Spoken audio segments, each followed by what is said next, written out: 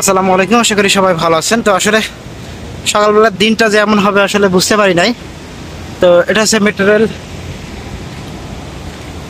তো আজকে ড্রাইভিং লাইসেন্সে চলে আসলাম মেট্রো রেলে। মোটামুটি এখানকার পরিবেশগুলো অনেক সুন্দর। তো এখন বাইরে বৃষ্টি হচ্ছে, তো আসলে ব্যাড লাগছে। আসলে দিনের শুরুতেই এরকম ভাবে বুঝতে পারি নাই। আর প্রচুর রাস্তাঘাটে প্রচুর বৃষ্টি হচ্ছে। তো এখন যাব টিকিট করতে, টিকিট করে বাকিটা দেখাবো। তো আমি এখন ভিতরে ঢুকেছি। আমি এখন মেশিন যে আছে, মেশিনের সাহায্যে কিন্তু আমি টিকিট কাটবো। তো আমি মিরপুরের টিকিট কেটে নিয়েছি। তো এখন আমি সামনের দিকে চলে যাব, আমার যে গন্তব্য আমি উপরের দিকে চলে যাব। মেট্রো রেলের ভিতরে কিন্তু অনেক সুন্দর এবং এখানে কিন্তু কার্ড পাঞ্চ করতে হয়, অর্থাৎ আপনি যে টিকিটটি ক্রয় করবেন সেই টিকিটটি কিন্তু এখানে শো করতে হবে, তাহলে কিন্তু আপনি ভিতরে প্রবেশ করতে পারবেন না। তো এই যে দেখুন, আমি কিন্তু কার্ডটি এখানে সিগন্যালটা পাবে, আমি যখন এখানে শো করব তখনই কিন্তু আমার গেটটা অটোমেটিক খুলে যাবে। এই দেখুন, আমার গেটটা কিন্তু এখন খুলে গেছে। তো আমি এখন আরও উপরের দিকে চলে যাচ্ছি। তো আমার সামনে কিছু যাত্রী আছে, আজকে যেহেতু আমি একদম ফার্স্ট ট্রিপে যাচ্ছি আর এই জন্য একটু ভিড়টা এখন কম। এই যে এটা হচ্ছে আমার টিকিট। তো মেট্রো রেলের ভিতরে খুবই সুন্দর। তো আমি চলে যাব সরাসরি একদম মিরপুরে। তো আমি আপনারা সবাই জানেন হয়তো প্রতি 5 মিনিট পর পরই কিন্তু ট্রেন এখানে চলাচল করে। তো হয়তো বেশিক্ষণ লাগবে না, আমি যাওয়া মাত্রই কিন্তু হয়তো ট্রেনটা পেয়ে যাব। কারণ সকাল 7-8টা থেকে যে ট্রেনগুলো চলাচল করে এগুলো কিন্তু 5 মিনিট পর পরই চলাচল করে।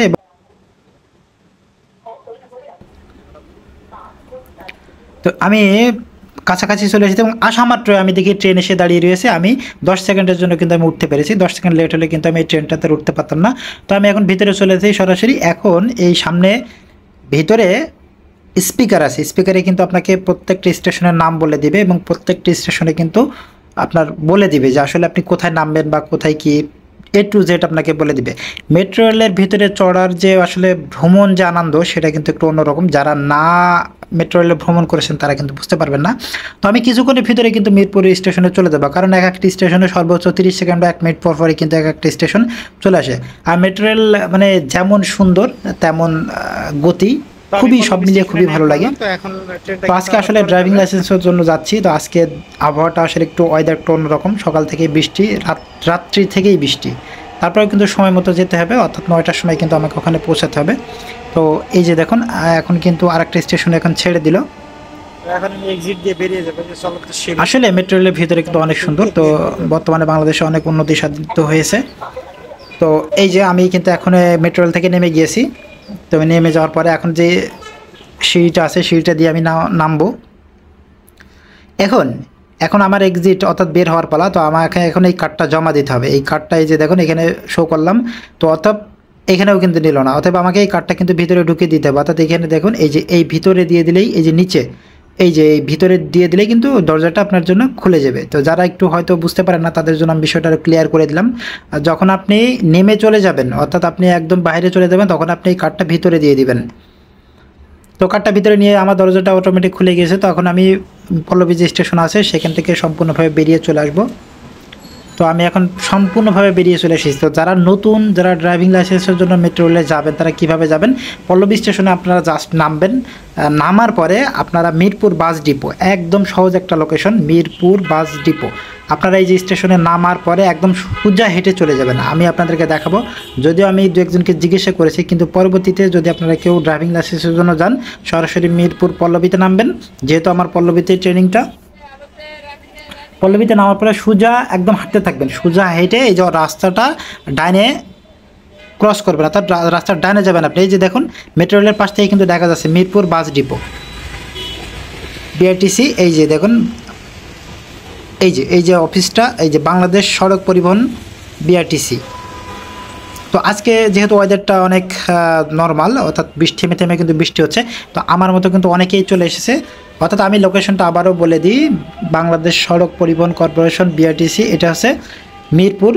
আপনারা মেট্রো রেল থেকে পল্লবী নামবেন, নামার পরে সোজা হেঁটে চলে যাবেন। হেঁটে যাওয়ার পরে 1 মিনিট বা 2 মিনিট হাঁটার পরে রাস্তার ডাইনে যাবেন। রাস্তার ডাইনেই দেখবেন এরকম সাইনবোর্ড দেওয়া আছে। তো যেহেতু বৃষ্টি হচ্ছে কিছুক্ষণের ভিতরে কিন্তু আমাদেরকে ভিতরে ঢুকিয়ে নেবে। তো এই যে দেখুন আমার লাইসেন্সের জন্য আমার এই যে এরকম একটা ফর্ম কিন্তু থাকবে, প্রত্যেকেরই থাকবে। তো এখন চলে যাব বায়োমেট্রিক রুম। তো অর্থাৎ আপনাকে বায়োমেট্রিক রুম কিন্তু আপনাকে নিয়ে যাবে। এই যে সবাই কিন্তু লাইন ধরেছে, সবাই কিন্তু এই বায়োমেট্রিক করবে। আর এখানে আরেকটা কথা বলি, আপনারা সাদা শার্ট পরে যাবেন না, চেষ্টা করবেন কালো কিছু পরে যেতে, কারণ সাদা শার্ট পরে গেলে একটু ঝামেলা হয়। আর সাদা শার্টের জন্য আপনাকে আলাদা একটা টেবিলে বসাবে এবং আপনাকে কিন্তু আবারও কালো জ্যাকেট পরিয়ে তারপরে কিন্তু, অথবা কালো সোয়েটার পরিয়ে তারপরে কিন্তু আপনার ছবিটা নেবে, সেক্ষেত্রে একটু ঝামেলা। তো যারা সাদা পাঞ্জাবি বা সাদা শার্ট পরে যাবেন তাদেরকে বলবো যে আপনারা সাদা না পরেই ভালো, সমস্যা নাই, কিন্তু কথা হচ্ছে যে আপনাকে একটু ঝামেলা পোয়াতে হবে, আপনারা একটু কালো ড্রেস পরে যাবেন, তাহলে কিন্তু আর কোনো ঝামেলা পোয়ানো লাগবে না। তো আমি এখন সরাসরি কিন্তু পরীক্ষার রুমে চলে এসেছি। তো পরীক্ষার রুমে আমরা কিন্তু সবাই একটু গল্প করতেছি, কিছুক্ষণের ভিতরে আমাদের মোবাইল টপ করে দিতে হবে।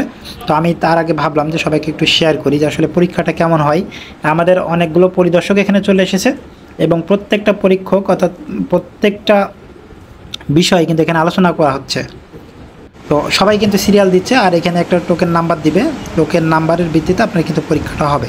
তো সবাই কিন্তু পরীক্ষার জন্য বসে আছে। তো এখানে মোটামুটি স্পেসটা অনেক বড় এবং হলরুমটাও অনেক বড়। এই যে দেখুন আমার মতো সবাই কিন্তু এখানে পরীক্ষা দিতে আসছে। এই দেখুন আমি কিন্তু প্রায় সামনেই আছি, 2 থেকে 3 বেঞ্চ অর্থাৎ 4 বেঞ্চের পিছনেই কিন্তু আমি আছি, আমার সাথে আরেকটা ভাই আছে, এই ভাইটা পরীক্ষাটা দিবে।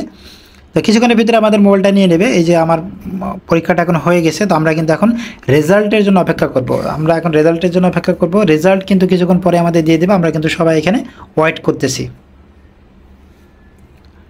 তো সবাই আপনাদের এভাবে ওয়েট করতে হবে। তো রেজাল্টটা কীভাবে দেয় আমি আপনাদেরকে বলি। মাঠের ভিতরে একটা ছোট্ট করে টিনের একটা ছাউনি আছে, ওইখানে বসার মতো প্লেস আছে, ওইখানে আপনাদেরকে ডেকে ডেকে কিন্তু রেজাল্টটা দিয়ে দেবে। অর্থাৎ যারা পাস করেছেন তাদের রেজাল্টটা কিন্তু এইখানেই সাথে সাথে দিয়ে দেবে। আধা ঘন্টা বা 1 ঘন্টা পরেই কিন্তু আপনাদের রেজাল্টটা দিয়ে দেবে। এই দেখুন এরা কিন্তু এখনও ফিঙ্গার বায়োমেট্রিক করতে পারে না, অর্থাৎ এরা কিন্তু আমাদের পিছনে পড়ে গেছে। অর্থাৎ আমরা সকালে এসেছি 8টার সময় আর এরা এসেছে হয়তো 10টার সময়, এই জন্য এরা পিছনে পড়ে গেছে। এরা আবার নতুন করে লাইন দিয়ে বায়োমেট্রিক করে তারপরে কিন্তু এদেরও আবার পরীক্ষা দিতে হবে। তো আমরা সবাই দাঁড়িয়ে আছি, কিন্তু সবাই দাঁড়িয়েছি। ভিডিওটি সবাই দেখবেন এবং ভিডিওটি যদি আপনাদের ভালো লাগে অবশ্যই সেটা লাইক করবেন এবং শেয়ার করবেন।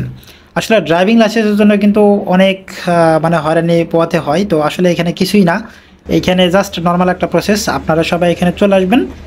আর যদি আপনাদেরকে অনলাইনে অ্যাপ্লাই করা থাকে আর তো কোনো কথা নেই। এই যে দেখুন এই গাড়িটার মাধ্যমে কিন্তু ট্রেনিং করানো হবে এবং এই যে এই পাশে কিন্তু সব যে নিয়মকানুন আছে, অর্থাৎ মোটরসাইকেল চালানোর জন্য যে নিয়মকানুনগুলো আছে সেগুলো কিন্তু সব ওখানে পালন করা হচ্ছে, সবগুলো কিন্তু সাজানো হচ্ছে। এই যে দেখুন এইটা কিন্তু এই যে একজন ট্রেনিংরত ভাই, উনি কিন্তু ট্রেনিং করতেছে, অলরেডি ট্রেনিং শুরু হয়ে গেছে। অর্থাৎ আপনি পাস করবেন না ফেল করবেন সেটা কিন্তু এখানে দেখানো হচ্ছে। এই যে দেখুন এই ভাইটা কিন্তু পাস করে গেছে, এই যে এই ভাইটা কিন্তু অলরেডি পাস করে গেছে।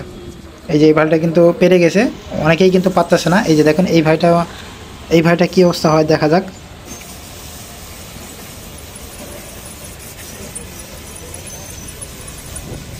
তো এই হচ্ছে ট্রেনিংয়ের বিষয়। এর ভিতরে আসলে আমরা মনে করি ড্রাইভিং লাইসেন্স কি না কি, কিন্তু আসলে কিছুই না।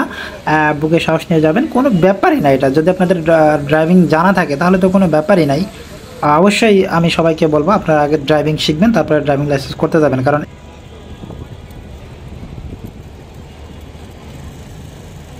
এই যে দেখুন এই মোটরসাইকেলের সাহায্যে কিন্তু আমরা এখানে বাইক যে ট্রেনিংটা আছে সেটা দেখানো হয়।